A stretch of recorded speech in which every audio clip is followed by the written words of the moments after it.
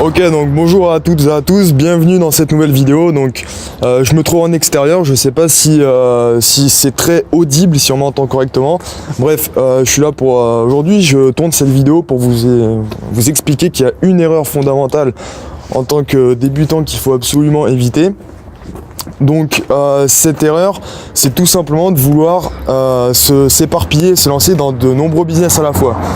Donc c'est une erreur que j'ai moi-même commise à l'origine en m'intéressant au business, donc il y a un peu plus d'1 an. Je m'intéressais, donc j'ai découvert donc l'immobilier, je m'intéressais au processus d'investissement dans l'immobilier, c'est-à-dire l'autofinancement. Ouais, je change de sens parce qu'il y a un petit peu de monde derrière moi, donc c'est un peu étrange. Je m'intéressais également il y a un peu plus d'1 an à plein d'autres business, donc j'avais commencé quelques semaines après avoir découvert l'immobilier à m'intéresser au dropshipping, au e-commerce, aux crypto-monnaies, à la bourse, à tout ça. Et en réalité, lorsqu'on découvre un business, en fait, on se rend compte que de la face visible de l'iceberg, c'est-à-dire que tout ce qui importe par la suite, c'est-à-dire le passage réel à l'action, on ne s'en rend pas réellement compte. Je m'explique. Comprendre comment fonctionne l'autofinancement en immobilier, c'est simple. Comprendre comment fonctionne le business model du dropshipping, c'est simple également. Comprendre comment fonctionne la bourse de manière globale et générale, c'est relativement simple. Cependant, passer à l'action, investir et faire de l'argent, c'est beaucoup plus compliqué. On dit souvent que le business, c'est simple, mais c'est pas facile. C'est-à-dire que c'est simple de comprendre comment ça fonctionne, c'est pas facile de se bouger le derrière et de passer à l'action. Voilà, c'est tout ce que je voulais dire. Donc si vous vous lancez dans un business, faut comprendre une chose essentielle, qui pour moi revêt une importance absolument substantielle. Putain, ça fait vraiment bizarre, il y a des voitures qui passent, j'ai l'air un peu d'un con, mais bon. Bref, tout ce que je veux vous dire, c'est que si vous vous lancez dans un business, ne vous éparpillez pas dans tous les sens, ça sert à rien. Souvent, dans le processus d'évolution et d'apprentissage, au début, quand on commence à découvrir le business, on commence à avoir plein de scénarios qui nous émergent, qui émergent dans notre esprit, et on commence à apprendre très vite. Au début, on apprend, ça va très vite, ensuite on stagne, et ça fonctionne par palier. Et en réalité, si on passe vraiment à l'action, c'est comme ça qu'on peut faire de l'argent.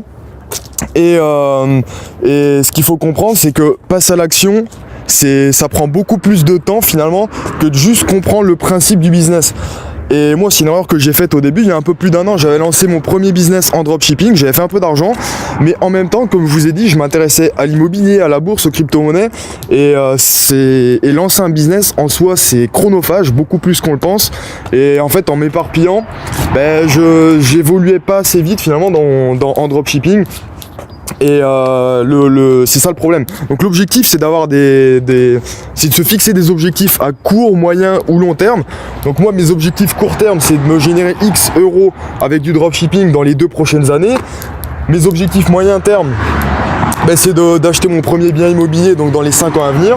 Et mes objectifs long terme, c'est donc par exemple dans 10 ans d'avoir des actions en bourse, des obligations, des crypto-monnaies, des investissements dans l'or, la pierre papier, l'immobilier, toutes ces choses, tous ces différents véhicules d'investissement.